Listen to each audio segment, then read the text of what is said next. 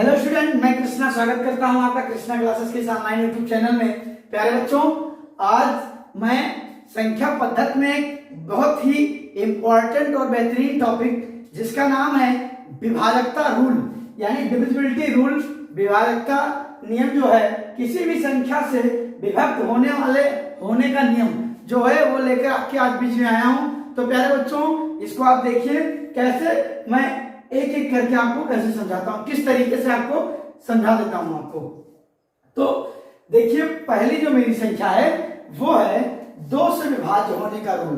तो 2 से विभाज्य होने का रूल है, यह दी हुई संख्या का इकाई अंक 0, 2, 4, 6, 8 हो तो वह 2 से विभाज्य होगी। अर्थात कहने का अर्थ है 2 लास्ट का अंक यानी ये और ये यानी क्या है 0, देखिए 0, 4, 2, 6 etc। मतलब जिस संख्या के लास्ट का इकाई अंक 2, 4, 6, 8 हो या 0 हो तो वो संख्या पूर्णतः 2 से विभाज्य होगी। अगला 3 से विभाज्य होने का रूल, दी गई संख्या के अंकों का योग, दी गई संख्या के अंकों का योग 3 से विभाज्य हो रहा हो तो वह संख्या क्या होगी 3 से विभाज्य होगी। जैसे बात करूं मैं 7, अगर 7 2 + 7 करूं तो 9 होगा और 9 3 से विभाज्य होगा। 8 और 1 9 होगा, 9 3 से विभाज्य होगा। 4 2 6 3 9 होगा, 9 3 से विभाज्य होगा। ऐसे इनको जोड़ेंगे तो इनका भी योग जो आएगा वो 9 से विभाज्य होगा। अतः यह संख्या 3 जो है, ये संख्याएं जो हैं वो 3 से क्या है विभाज्य है।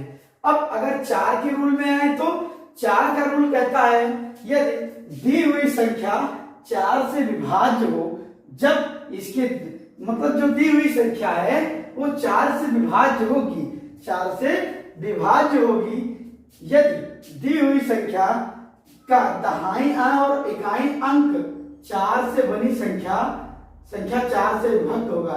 यानी थोड़ा सा यहाँ लैंग्वेज प्रॉब्लम है, मैं समझाता हूं आपको। दी हुई संख्या 4 से विभाज्य होगी यदि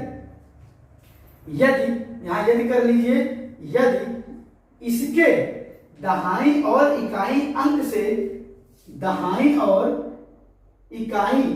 से बनी संख्या 4 से विभक्त हो रही है। यानी अगर दहाई और इकाई अंक से बनी संख्या, इसका इकाई और दहाई अंक 5 4 9, तो इसको 4 से काटेंगे, 4 से एक बार यानी 54 जो है वो कट जाएगा। 4 से अगर काटेंगे आप तो क्या होगा, 54 आपका कट जाएगा। 54 शायद आपका ना कट के थोड़ा सा मिस्टेक हो रहा है, 54 नहीं हो सकता है, 48 हो सकता है आपका और 64 हो सकता है। और ये भी अगर इसको 264 कर दिया जाए तो ये हो जाएगा आपका, यानी इसको काटिए तो 4 4 एकम 4 4 दूनी 8 और इसको काटेंगे तो 4 एकम 4 2 बचेगा, 4 6 24। इसको भी काटेंगे तो आप लास्ट में यानी कि ये जो लास्ट का 64 है ये 4 से कट जाएगा। तो ये संख्या जो है वो पूर्णतः 4 से विभक्त होगी। 4 से विभक्त का रूल क्या है, पीछे से अगर आप इकाई नहीं समझ पाते तो सीधा समझिए कि पीछे से उस संख्या का 2 अंक अगर 4 से विभाज्य है तो संख्या पूर्णतः 4 से विभाज्य होगी। अब मैं लेकर चलता हूं आपको 5 से विभाजकता रूल। 5 से दी हुई संख्या 5 से विभक्त होगी यदि अंक 0, उसका इकाई जो अंक है, इस चीज को आप मेन फोकस करिए, जो ये चीज है इकाई अंक है वो 0 या 5 हो तब। जब कोई भी दी हुई संख्या का इकाई अंक 0 या 5 होगा तो वह संख्या क्या होगी 5 से विभक्त होगी। जैसे इसका इकाई अंक 0 है, इसका इकाई अंक 5 है और इसका इकाई अंक 5 है। इसको आप 5 से विभक्त करेंगे। आप एक रफ पेपर उठाइए और सच्चाई जानने के लिए तुरंत आप भाग करिए तो क्या होगा, ये 5 से पूरा पूर्ण रूप से भाग चला जाएगा तो ये संख्या क्या हो जाएगी 5 से पूर्णतः विभक्त हो जाएगी। अब हम आपको लेकर चलते हैं 8 की विभाजकता रूल में।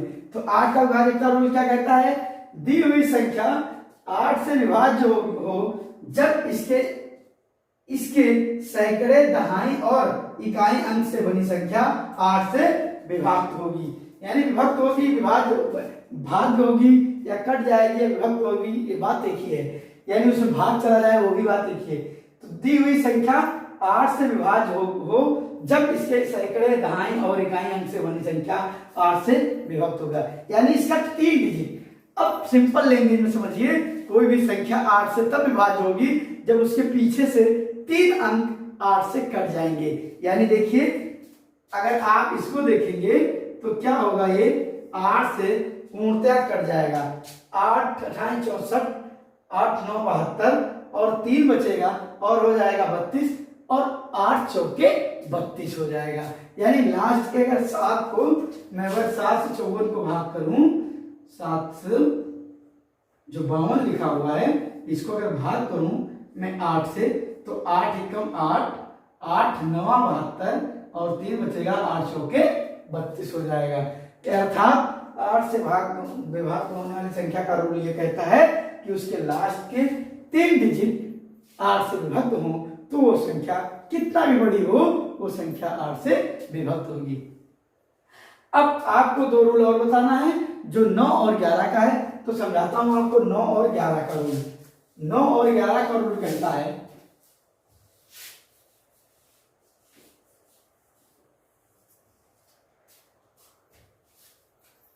9 और 11 का रूल कहता है, जैसे 9 की बात करें तो 9 की अगर बात करूं तो अगर कोई भी संख्या दी हुई है तो उसके अंकों का योग सेम जो 3 नंबर में लग रहा है सेम वही लगेगा। यानी अंकों का योग ऐसे लिख लेंगे हम, दी गई संख्या के अंकों का योग 9 से विभक्त हो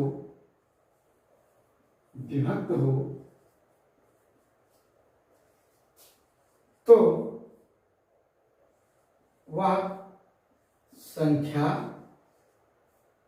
9 से विभक्त होगी।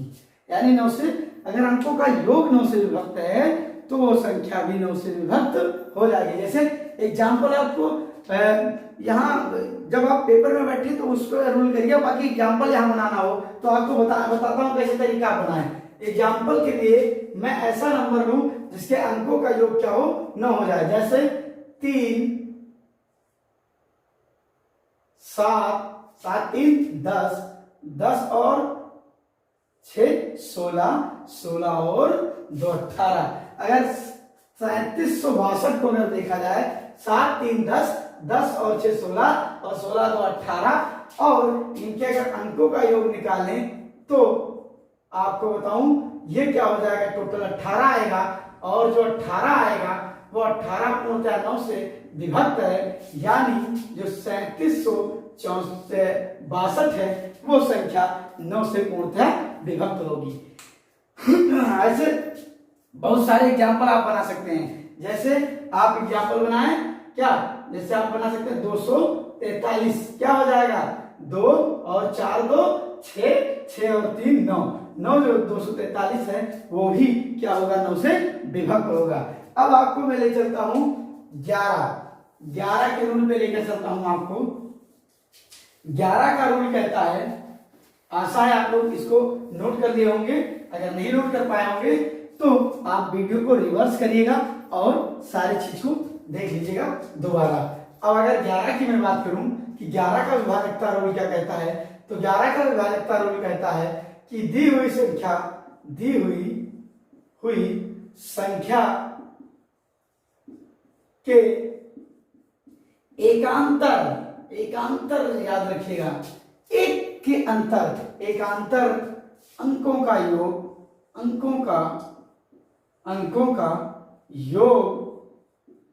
11 से विभाज्य होना चाहिए।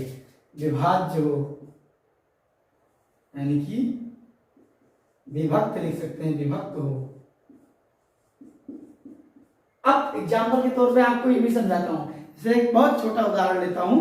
आपको ये पता है अगर मैं 22 ले लूं 33 ले लूं तो क्या कहता है, इसे 22 को लूं तो 22 से कहता है कि एक अंक इसको लो तब इसको छोड़ दो, यानी यहाँ तो 2 ही अंक हैं, यानी 2 में से हमेशा 2 को घटाओगे तो क्या आएगा 0, और एकांतर अंकों का योग 11 से विभाज्य हो या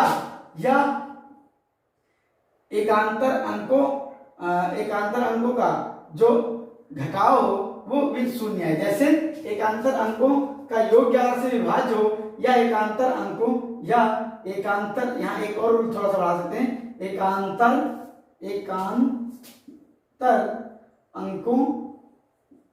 अंकों का डिफरेंस यानी कि अंतर 11 से विभाज्य हो, यानी एकांतर अंकों का योग 11 से विभाज्य हो तो संख्या भी 11 से विभाज्य होगी।